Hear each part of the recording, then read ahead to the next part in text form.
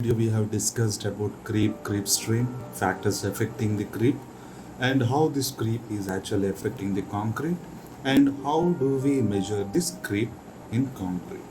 Today we are going to see about the recovery of creep strain or creep in concrete. So what is recovery of creep in concrete? So let me give you a simple example. There is a concrete column over here of length L1, and there is a load P acting on this member. So immediately after putting this P load on this column, there is an instantaneous decrease in the length of the column. Okay, of course, it may not be considerable or visible, but it is going to be there. It is going to be very minute. Okay, so the length after placing the load is L2. Okay, still the P load is acting on this member. So from going to 1 to 2, it takes just a fraction of second. Immediately after you putting the load, its length has been decreased to L2. So what is the instantaneous strain? Instantaneous strain is equals to L1 minus L2 divided by L1. Let us take this as L1, X1. And similarly, consider that the load on this column is left for a while, for a amount of time. So it is a sustained load. So it is subjected to same amount of load for a longer time. So what happens? Creep strain is going to be seen in this body. So the length would be L3 after something like 1 year, 2 year, 3 years. So what is the creep strain? Creep strain is equals to L2 minus L3 divided by L2, because it has come from the stage 2 to stage 3 because of creep. Let this be X2. So as you know, now total strain will be equals to X1 plus X2. Isn't it right? So what is recovery of creep? So this load here which is applied on this column is actually responsible for the creep in concrete or creep strain in the concrete. But what happens if you remove that load after some time? After creep strain is seen in the body, when the load is removed, what happens to the creep strain? So it is going to recover. Something like this. There is a rubber band here. You have stretched by applying a force on this. When you release the force, what happens is it tries to come back to its original shape. But remember, it may not completely come back to its original position. Okay, there is a permanent deformation in the body.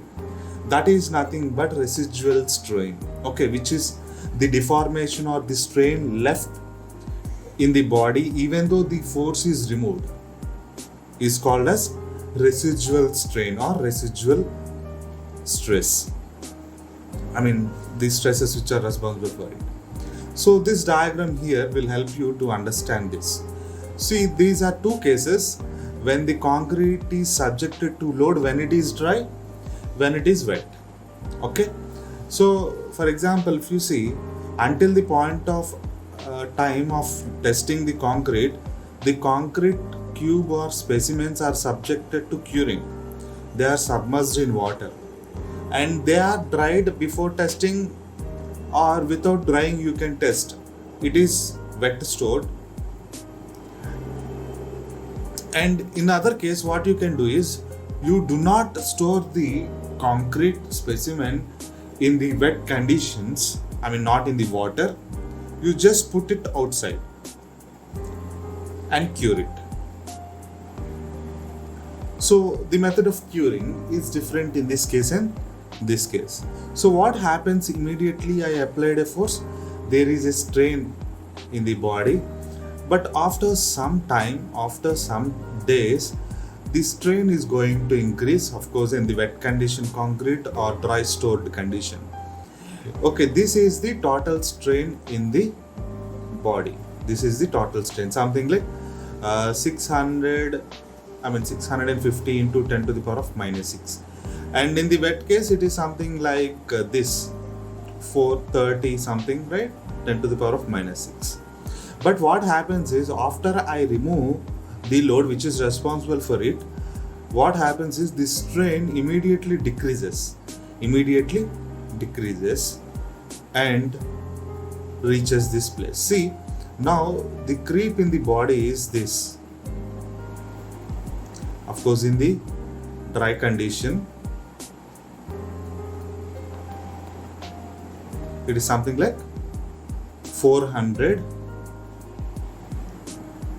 into 10 to the power of minus 6 in the dry case. Okay, but see, the strain did not completely go away, right? There is a deformation left, isn't it, right? How much? This is the strain still left in the body, even though you have removed the body, force acting on the body. So that is nothing but residual deformation. If it is stored wet, the creep and the residual deformation that is left in the body is also going to be small. Okay, so that means creep is also recoverable, but you cannot completely recover the creep. But remember, the recovery of creep is going to be very, very small. See, it is estimated that only about 15% of the creep is only recoverable. Okay, very small. But in case of instantaneous, you are going to see very much.